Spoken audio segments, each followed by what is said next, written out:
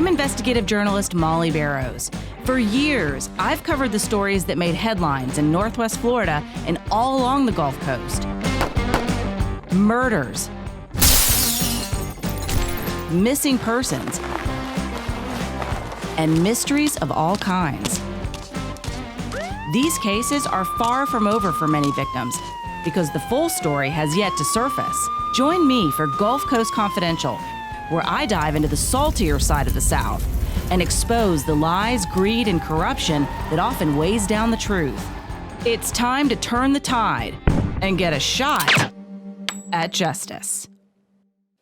Hi, I'm investigative journalist Mollye Barrows. I've been covering crime in Florida's Panhandle for a long time now, and welcome to my series, Gulf Coast Confidential. From murders to mysteries, I explore some of the saltier stories that surface in Northwest Florida and all along the Gulf of Mexico. My co-host is Pam Hill, and Pam's sister, Sharon Adelot, was murdered by her own son on Christmas Eve of 2013, and because of these experiences, she has a unique perspective on a lot of the cases we talk about here on Gulf Coast Confidential as a survivor of violent crime, a grief and loneliness researcher, and a pharmacist as well. So Pam, welcome as always. Thank you for having me. Definitely. And in this episode, which we're calling Making Killer Deals, we're talking about the failed murder for hire plot that put wealthy Pensacola car dealer Ron Samuels in prison and left his ex-wife Heather paralyzed and on a ventilator for the rest of her life. So we're talking about this plot, and if you're from Pensacola at all or even remotely familiar with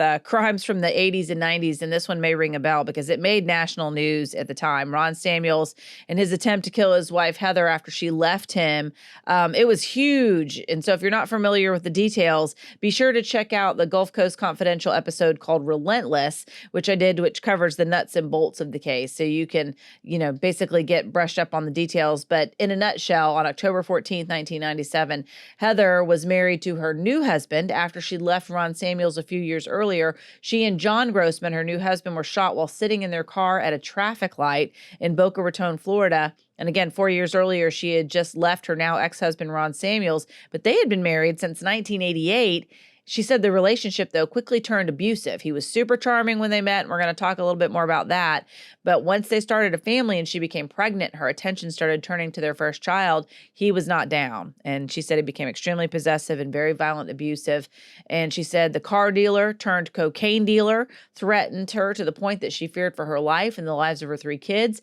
Pammy even put a gun to her head when she was pregnant with their twins, threatened her with a knife at one point, and said he'd shoot her if she ever left him. But finally it got too much and she had to leave him anyway. And Grossman said she was so afraid of him, she even got permission from a Pensacola judge to move out of state all the way back home to Minnesota, where she could be with her parents and family. But he was not willing to let her go. Whereas he might have been okay with letting her go, he sure didn't want to let go of the money that the court had ordered him to pay, $3,000 a month. He doubled down on his determination to keep his cash and kids and make her pay for leaving him.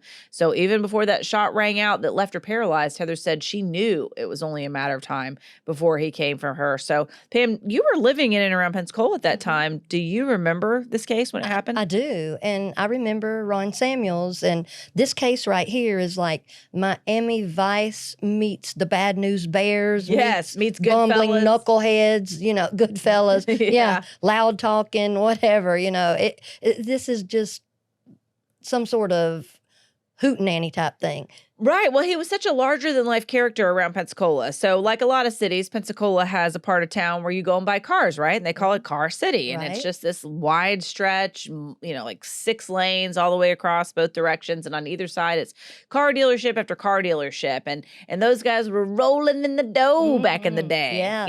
You hear those stories. Yeah. I remember his ads coming on because I've always liked business and my family was in business. And so I pay attention. I don't look at him like a regular person. When I'm hearing on some of Ron Samuels, I remember thinking, he's got a BOGO on a car, like buy one, get one or half off or whatever. So immediately my mind thinks flim, flam, quick, whatever, I was like, I wouldn't buy a car from him. If you can mark it down half price, you had it marked up too high to begin with, Right. He was quite the deal maker. Yeah, to some people, So, I mean, and he was loud and he was braggadocious. He's a blowhard. He was just blustery bully. And I did not find him likable at all. However, he did have a spokesperson, Jackie Lyons, it was in the 80s and 90s, the shoulder pads Yep. and done hair, fast talking, fast walking little lady, telling all that. We're all bringing home the bacon and frying it up in a pan these days. Yeah. And she's like, nobody's better than us. We got a 94% positivity rating and all this kind of stuff. And I just remember they made me tired listening to those commercials. But that was indicative of his personality. Yeah, and I feel like it was indicative of the personalities of so many of the cast of characters who were big time car dealers back then. Because, in that era, and there's going to be plenty of other Gulf Coast Confidential episodes about these different cast of characters that were so popular, if you will, in the Pensacola scene back in the day, but they also became known on a national level. We had Fred Levin, who I used to work for, personal injury attorney. The University of Florida's law school is named after him. He was the one that basically was responsible for rewriting Florida's Medicaid law and enabled us to sue big tobacco and win. And so Fred Levin was from Pensacola. His family lived in Pensacola.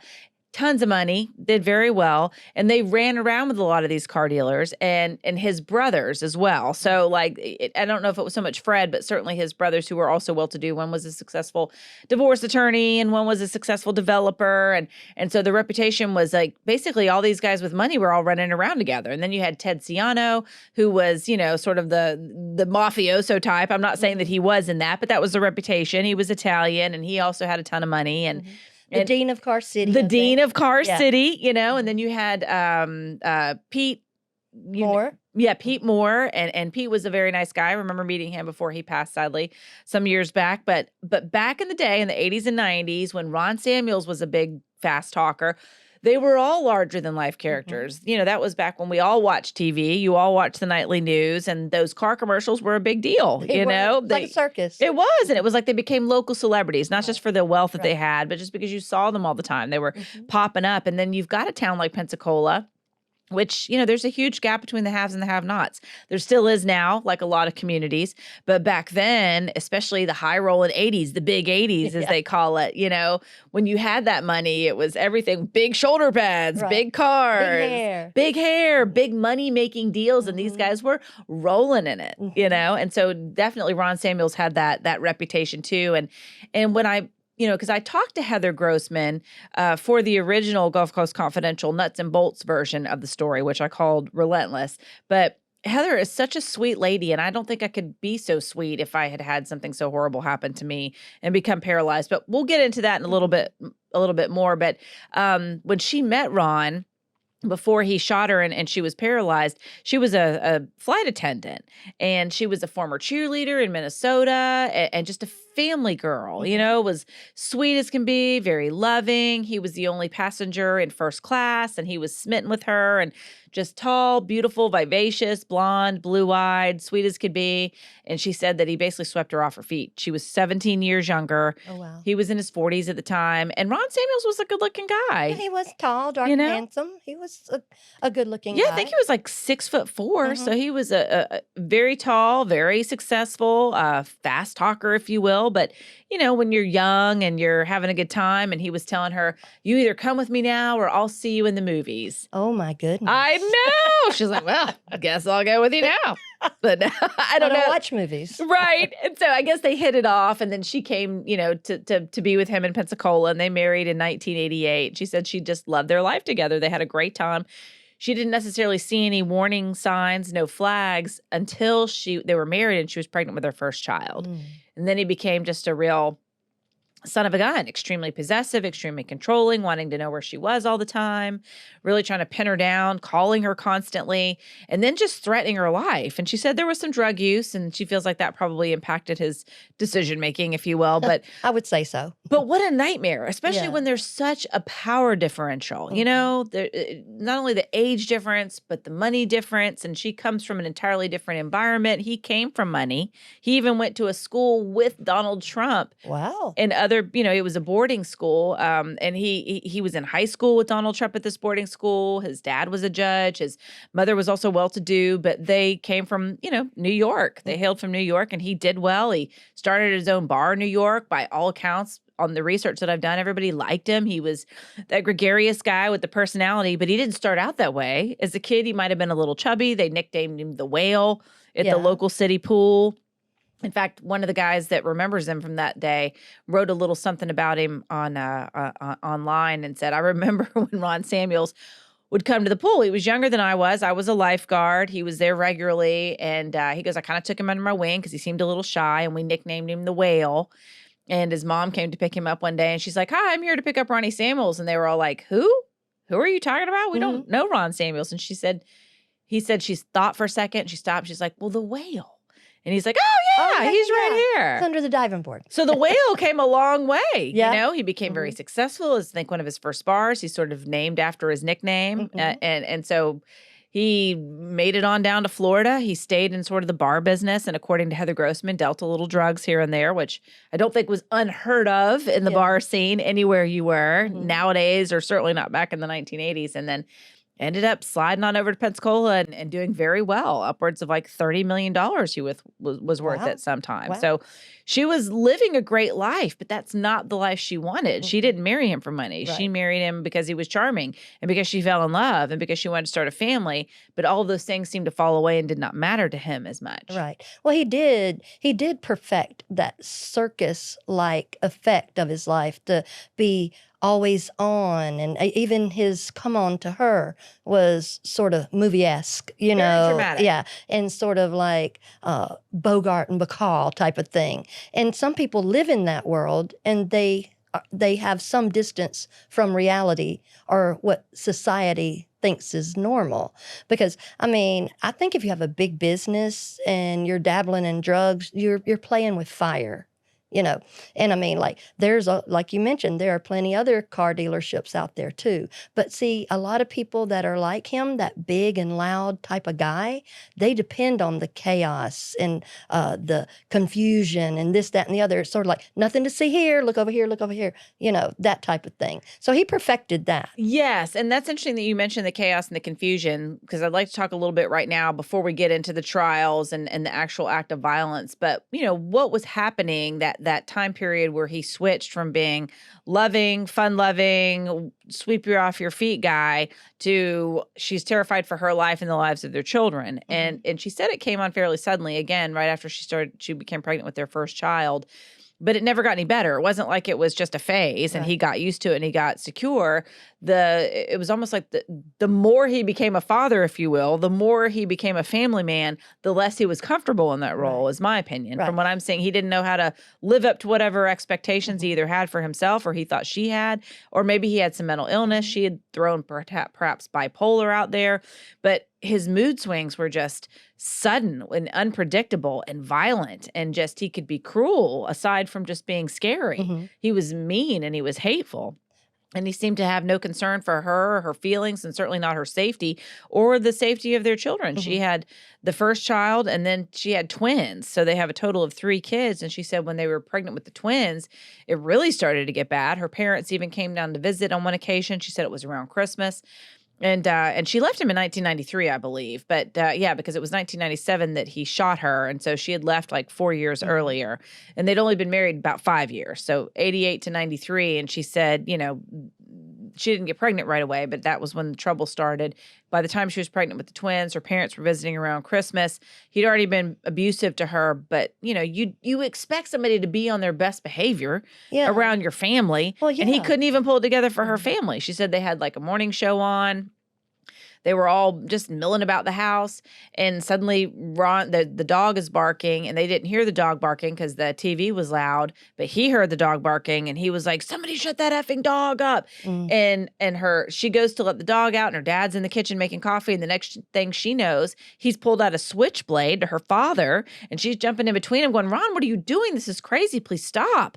And he she goes, what do you, just stop. And so he leaves the room and comes back with a gun. Oh my goodness. Yeah. So he's like, why bring a gun to a knife fight? Yeah, Why bring a knife to a Yeah. gunfight? Right. Yeah. So he decided there was a fight. Yeah. Right. And so she was like, leave.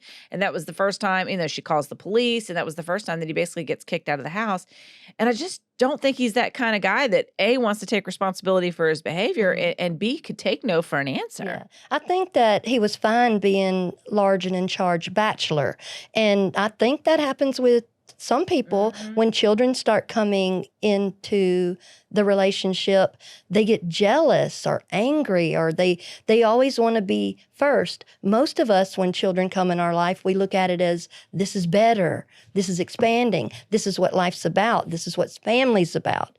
But my philosophy on dating people or hanging out with them or whatever, I'm like, don't go getting married before 2 years, Right. because anybody can act right for one season of the holidays, but they can't hardly hold it together for two, because it's not about them anymore. Of course, he can Yes. be charming and first class. It's so easy to be charming and fun when everything's going your way. And he's just trying to sleep with her Yeah, to a certain extent. Not to say he didn't care, but Yeah. you're right. Well, he didn't really care that much if that's Yeah. how he did. When you start talking to someone like that. And another thing I learned in my first year of college at Samford, and from a sociology professor, and she told us, and I was in college in 77, she said, your amount of say-so in a home is directly proportional to your income.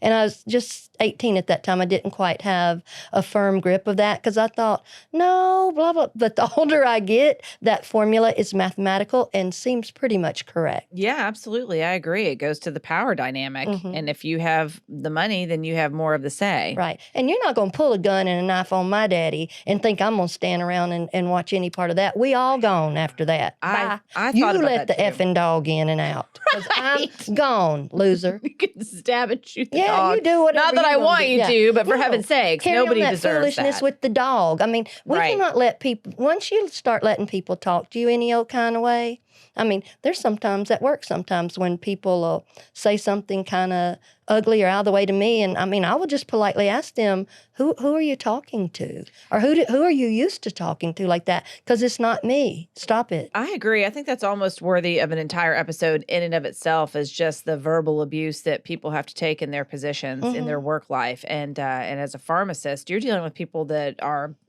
opioid addicts. Let's be honest. We've got a crisis in this country, and you're the one in their minds that's standing between them and the prescription that they've already maxed out their refills on, or whatever else. And so they want to they'll hurl anything that comes to mind to try to get their way. Sometimes they will. But and I realize when you go into any kind of the caring professions, you realize people are hurting and they don't feel well. And we take a lot of that. A lot of that we just let go.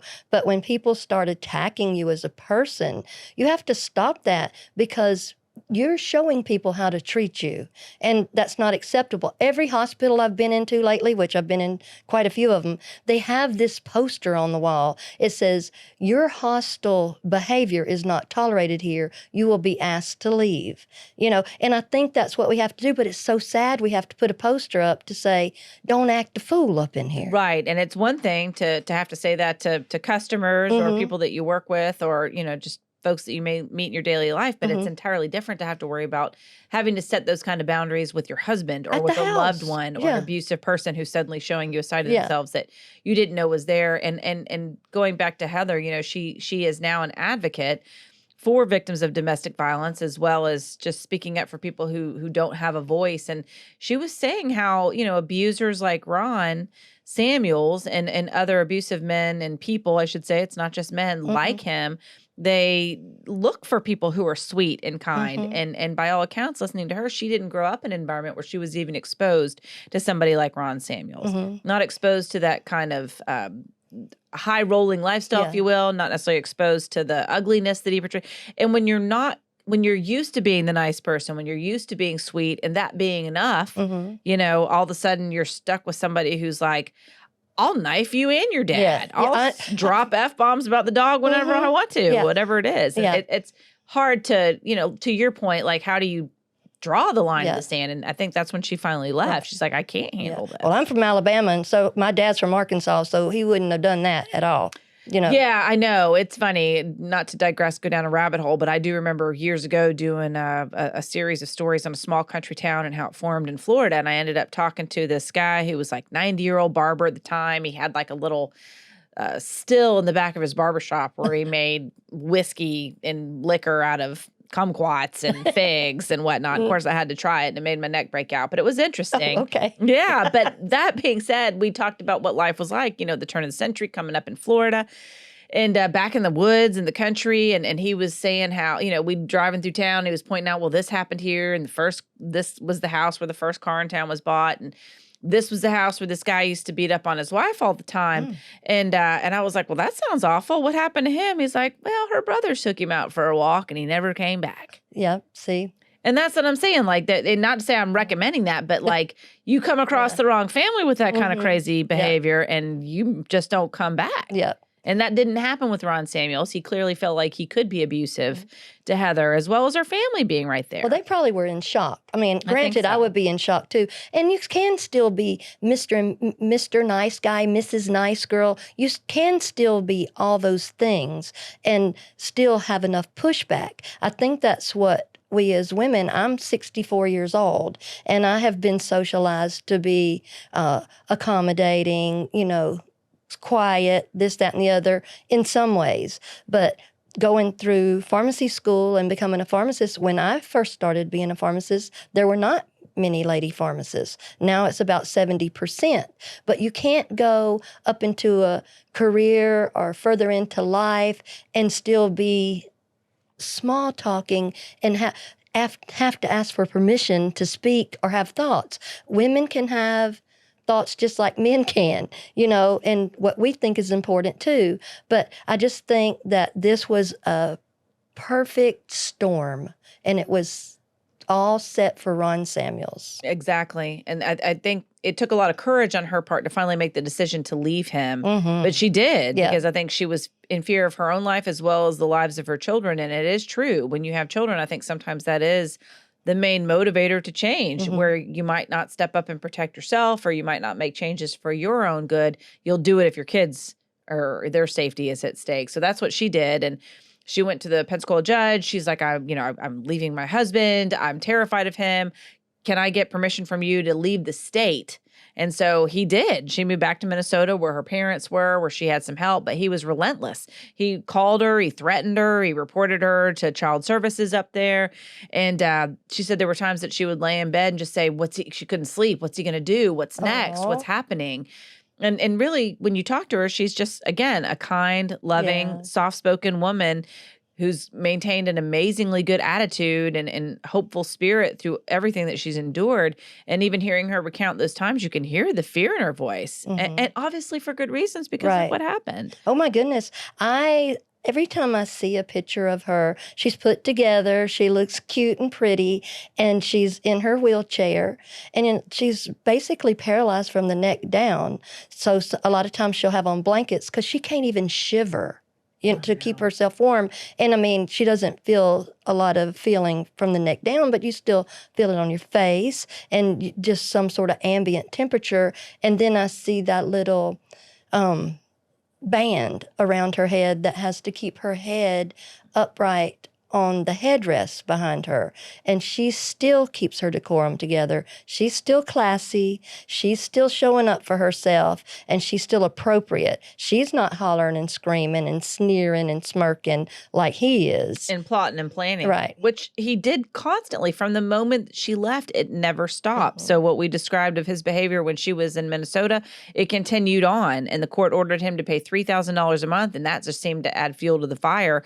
He wasn't, not only didn't he not want anyone else to have her if he couldn't have her, he damn sure didn't want his money to go to her. And it was like she considered her a possession almost to me. Well, I mean, like $3,000 when you're worth $30 million. And that's not a good businessman or a good return on your investment when you spend $500,000 to keep from paying $36,000 a year. Exactly. That just goes to show he wasn't thinking reasonably for a successful businessman. It's just about, I'll get you. I'll get you. And you know what? I mean, every day of her life, she doesn't get a reprieve. Every day of her life, he goes through her mind. regardless. So we talk about this before, that big old button, you find what's important to people and you push it. It was her children. Like when he had her shot, she said when she finally did come back to, because she said she died in the car. Yes, and we'll get to that. We'll go ahead and jump over into that. But she was living in Minnesota. She met somebody else. She met John Grossman. He was the son of a tycoon, owned the Minnesota Vikings at one point. So she was trying to move on with her life, even though she was dealing with Ron Samuels and his constant harassment and constant threats and unfounded complaints to child welfare workers about, her abusing the kids, her new boyfriend, John Grossman, abusing the kids. But finally, they were putting that all behind them, even though it was just this constant back and forth in court in Pensacola and dealing with the police and these other complaints. Her reporting Ron's threats to the police, Ron reporting to CPS that they're abusing their children. But she did finally move on. She got engaged to John Grossman. She said they got married. It was very much on the down low. They were still looking over their shoulder the entire time, but they moved to Boca Raton, Florida. Well, guess who else decides to move to Boca Raton, Florida? Let me guess. Ron Samuels, and he picks up immediately where he left off. So not only did he, file those, continued to torture her and harass her in Minnesota, he did the same MO once she got to Boca Raton. And between the two of them, they were constantly talking to the police and the CPS workers, the Child Protective Services workers, because he was constantly involving them. Heather's reporting the threats and having to fight the accusations. And she said at one point, one of the CPS workers, as well as one of the detectives with the police department down there, told her, "You better watch out for him. He's here every day filing complaints about you, making accusations against you." And he even told one of the CPS workers who testified in court against him, Ron Samuels, that Ron went to her and said, "If you don't file charges against my ex-wife and or her new husband, I will burn your house down." Now see, how do you get away with that? Right, that's what I'm talking about. What is she supposed to do? Evaporate? I mean, what is Heather supposed to do? Evaporate? When they know the people that work within the system are telling you to be careful, somebody's not doing what they're supposed to be doing. I mean, seriously, what is she supposed to do? Go to Ron Samuels and go, "I'll do anything you say, just quit bothering me." That's what he wants. Right. Yeah, you can keep your money. We'll live on welfare. Yeah. We won't. Or here's the children. Nobody's going to say Right. that. Nobody in their right mind. But see, this is why I get upset with systems and departments of or whatever. Somebody from the department of whatever goes up to her and tells her to be careful. Really? Why are you even giving that crazy ass advice like that? What is she supposed to do? Right. Well, apparently she's supposed to die. That's I what Ron guess. Samuels Yeah, wanted. right. So he did go about trying to hire hitmen to do this. And this is almost like just Keystone clumsiness, Keystone criminals, if you will. Yeah. But Florida prosecutors said in September of 1997, Samuels paid this guy, Hugh Estes, $5,000 to arrange to kill both Heather and her new husband, John Grossman. And Estes is a self-admitted cocaine addict. So the first $5,000 that Samuels gives him, he actually spends it binging on cocaine. So it doesn't happen. And he, and Estes testified that one of the reasons that Samuel said he wanted his ex-wife dead was that she was a cheating gold digger and Grossman was abusing the kids. So even to the hitmen, he's trash talking them and again, making excuses for what he's trying to do. But again, Estes blew all that money on coke. And then he tries again. Estes goes and says, "Well, surely y'all can get this right the second time." Maybe. And witnesses said that Samuels then turned to this guy named Jeffrey Pollock, also a drug addict. And they met at a Denny's restaurant. And that's when Samuels met this guy, Eddie Slim Stafford, another man addicted to cocaine, who said he could find the guy that would actually pull the trigger. And he knew this guy named Roger Runyon, who was a U.S. Army vet. He had been, I think, a trigger man in the Army, a sniper of some sort. But oh, wow. This time the would-be, and I don't know if it's a sniper, but that's what he said. Like he had sharpshooter or something? Yes. But anyway, he said that that's who they got to pull the trigger. They were going to do it successfully this time. And that's when they did manage to pull off the shooting. It was in October of 1997. Heather and John Grossman fortunately did not have the kids in the car, but they were in their car. They were in traffic in Boca Raton. They were sitting at a light. Another car pulls up next to them and 2 rifle shots were fired. One grazes John Grossman on the chin and the other one left a fist-sized hole in her spinal cord. It severed her, back of her, right by her spine, and it paralyzed her immediately. And she did die. She was clinically dead at the scene, but paramedics happened to be having lunch nearby, and they got there quickly. They rushed to it and saved her life. and even Ron Samuel showed up. Of course he did. I know. And he told everybody, well, I was just worried. I thought my 3 kids might have been with him. And I was like, no, he wanted to be there to gloat. Oh, yeah. All this caring and feigning all this fatherly interest in everything that just happens to come up when he can't even be nice to them in their own home. He's like, oh, I thought my kids might be there, or it was after school, or this, that, and the other, because he thought that Heather and John were dead, right? Yes. Or he was hoping they would be. Yeah. And then, of course, you had John with just a bloody chin. And then Heather was just horribly, she, bless her heart, she said she couldn't even lift her head up. She basically collapsed over into John Grossman's lap. And fortunately, the paramedics were there and they got her to the hospital, and she survived and has even thrived to a great extent. But we'll get into some of her challenges here in a second. But she knew right away who did that, I bet. She absolutely knew. That's what she's said over and over again, that she had, even warned to the court. She had just gotten back from being in court in Pensacola not just days earlier for a custody hearing over their children, where Ron was once again accusing her and John Grossman of abusing their kids. But the judge didn't listen to him, and he gave Heather full custody of the kids, which I know was another blow to Ron Samuel's attempt to control her and to control her moving on with her new life. But at any rate, she even told the judge multiple times, he's going to kill me. He's dangerous. He's threatened to kill me. He's threatened to kill John. He won't stop. So she said she knew the second that bullet tore through her neck that that was it, that he was the one that did it. Fortunately, Ron Samuel's plan didn't work out, and prosecutors didn't take them long to figure out who had done it. And considering that cast of characters that he hired, they all turned on him. They all made a deal with the prosecutor's office, which was controversial at the time, where they all got immunity from prosecution for trying to carry out the hit. But he was the one behind it, and they had all the evidence they felt like they needed to show it. And I guess he must have agreed, because he took off from Mexico and was hiding out there for a while with his new wife, who was actually the legal secretary of his attorney.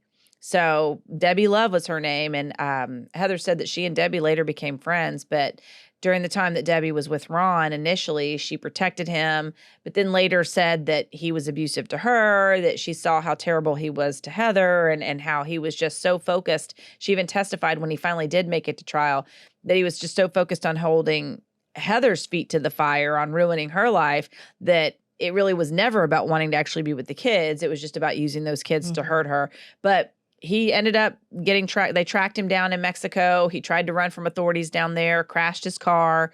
And Debbie Love left him while he was in prison in Mexico. And then he met another woman while he was in prison in Mexico, and he married her. But basically, while he was in Mexico, Debbie Love left him, and both Debbie Love and Heather testified that he had money, or said that he had put money, hid it away in banks in the Cayman Islands, and then he'd also maintained $1 million life insurance policy on Heather Grossman that he kept up even after his conviction, because he was eventually extradited from Mexico. He did stand trial. They found where he had created fake passports for himself as well as the kids, because he had planned to kidnap them and take them to Mexico or Belize, where they didn't have extradition at the time. So he was really trying to stick it to her and get away with everything. But he's claimed that he's been broke all these years. And in fact, in 2010, Florida prosecutors went back to trial trying to get the court to turn over those life insurance policies. He had $1 million policy on his ex-wife still that he had actually turned over to a friend of his from that boarding school in high school that he had gone to, a guy with the last name of Seraphin, and he had created a trust so that he would actually be the beneficiary once Heather died. So the court, the prosecutors in the state of Florida were asking the court to turn that money over to Heather, as well as the life insurance policies that he had on the kids. And Ron Samuels is claiming that he's broke. And Seraphin, the friend from high school that had created the trust and was overlooking that policy, said that Ron Samuels had even gone to another classmate of theirs, a name you might know. And who would that be? Donald Trump. What? And he had, long before he became president, but, was something of a notorious celebrity, if you will. He had gone to him for money, and Trump was like, no. It's like, no, I'm not into this. Right. But I did think it's interesting that they all sort of hung together. Yeah. That's who he turned to for help. Well, he didn't mind asking people for money to have so much of it. Right. Exactly. So that's the part that's interesting is Heather always felt like, he had money and it was hidden away and he was Yeah. still just doing anything he could to stick it to Yeah. her. But, she was only predicted to live 8 years and she's already lived well beyond that, more than double what she was expected to live. So she's done phenomenally well, but it's expensive. It's like $10,000 a month for her care. Wow. And she has a GoFundMe site where she's raising money because it's a constant struggle. Her parents passed. Or her mom is still alive, but her dad passed of cancer, and it was his business that they were using to fund the care and to pay for everything. But when he passed, the business went under. She was living in Arizona.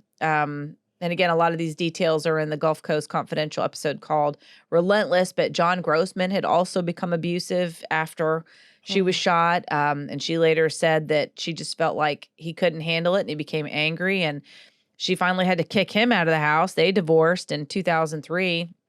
So it was just a sad existence for her, but she is so thankful to be here. Her children have turned out beautifully. They're in their 30s. They have good jobs. They have families of their own. She has grandchildren. And so she's just thankful to be here. And I imagine, if nothing else, that's got to give Ron Samuel some consternation that, not only did he fail, but she's still thriving and surviving. Right. And she said she doesn't want to be called a victim, that she's a survivor, and that is true. And she does speak up and advocate for other people. And I mean, the kids love their mommy. They see who was for them the whole time. People know what they see. And she just really has just kept going. She hasn't operated out of malice and revenge or whatever. She's just trying to do the next right thing. And even, I guess that was an extra blow for the second husband to be cruel to her too, when she can't do hardly anything about it. And I think that's, shows that sometimes stress or whatever can make people act certain ways. I mean, certain ways is an understatement. He put dog feces on her. He smeared food on her face. He dumped a garbage can over her head. And what a nightmare. I mean, gosh, if it's that bad, dude, leave. And then she had to basically kick him out of the house. Yeah. See, I just don't understand all that. But, when people show you who they are, believe them. Absolutely. And fortunately, she made the right choice, I believe, by leaving Ron Samuels, even though she was right and he did come after her. And she tried to move on with her life and be happy. But what I find so amazing about her is that no matter what has happened, even now, as she struggles to find financing to pay for her round-the-clock care, she still has a good attitude. Yes, she does. Still leans on her faith, and she's still, on her faith, and she still reaches out and speaks on behalf of the Department of Justice when it comes to domestic violence, and speaks on behalf, like you mentioned, to other people, including legal students and anyone that's involved in the criminal justice system that deals with these kinds of offenders. And I think she felt seen and heard at the trial, because even the judge, it was a lady judge, said she knew that Ron Samuels was creating a circus and a smoke show in there like he did in real life, and that she had to remind him, I don't need your help. I'm the judge and I'm in charge. And she said after he was convicted, the judge did, that there was a sort of a spirit of jubilation for the victory there. Yes, exactly. And even in 2010, when Florida prosecutors went back to ask for those life insurance policies to be turned over, and they were, sadly, the value was significantly, less, a lot less than what it had been originally. But still, I think there was this feeling of at least people are fighting for her. They're trying to do the right thing. Even one of the spokespersons for the insurance company was like, he goes, we're still getting sued, but I feel like I'm happy about this decision. He goes, because if anybody deserves it in the situation, it's her. Right. And I think that's what, as people that have been through domestic violence or murder or any horrible trauma, I personally believe that you start healing the second you feel heard. And this has been a long time coming for her, because she had people deliver messages to her that you better watch out. Well, help me. Listen to me. So, Pam, what are some of your takeaways from this case? Some of my takeaways are, if it's too good to be true, it probably is. And when people show you who they are, believe them. Absolutely. Well, it seems like he was so charming, and the red flags would have been there for someone who had had a little more life experience. But I do feel like Heather's right that he absolutely targeted her for her kindness, for her sweetness, for her beauty. and he looked at her as an ornament that he could hang on his Christmas tree and control and possess. And then when he showed his bad side, how dare her have the nerve to leave? And my takeaways are she had the courage to leave. Yes. That even though it was horrible, she wanted a family. She was trying to make it work. She had a beautiful house, a great lifestyle. She loved Pensacola. She walked away from all of it because she wanted to live and she wanted her kids to be free from an abuser. She was in fear for all of their lives, and she had the courage to leave. And I'm just so excited for her that she did that. And it's a nightmare that she's lived ever since, not only what he did to her, but Grossman's abuse as well, which is interesting to me that he died not long after he left her. But she has maintained that sweet attitude. Again, she's spoken on behalf of other domestic violence victims, spoken on behalf of Department of Justice. She's even been to the White House, to meet the president who has commended her. And every picture you see of her, she's beautiful. Yeah. She's smiling, she's relaxed, she's leaned heavily on her faith and is so proud of her family and how well they've done. So what a miracle that she's even been here as long as she has and continues to live. And Ron Samuels is serving his life sentence. He was convicted. He got life plus 120 years in prison. He still continued to reach out to the kids and the court was like, no, you can't reach out to him anymore. And yet he still wouldn't stop. Right. Even in prison, he still tried. And he ended up getting solitary confinement when he sent his oldest son a birthday card when he was in college. But the courts had warned him, if you do it again, and he did it again. So they put him in solitary confinement. And after that, he never did it again. So I'm sure he's probably, hopefully suffering to a certain extent in as much as his freedom has been taken away from him, but her life was not taken away. He's learning new things too, because he's not in charge. Exactly, as much as he may wish to be. But that's my takeaway. And if you would like to help Heather Grossman, you can also support her. She has a GoFundMe account to help pay for her care. It's like $10,000 a month. She's also written a book called Paralyzed in Paradise, so you can support her there and pick that up on Amazon. So, Pam, any other final thoughts? I think that's about it. Awesome. Well, thank you so much for joining me. And thank you for joining us on Making Killer Deals. You can find this and other stories on my Gulf Coast Confidential YouTube channel, as well as anywhere you listen to your favorite podcast. And I'm your host and producer and writer, Mollye Barrows. This is my co-host and researcher, Pam Hill. And of course, the guy behind the camera who makes all this magic happen is James Roy, our editor and production guru. So we appreciate you joining us, and stay tuned. Lots more to come on Gulf Coast Confidential.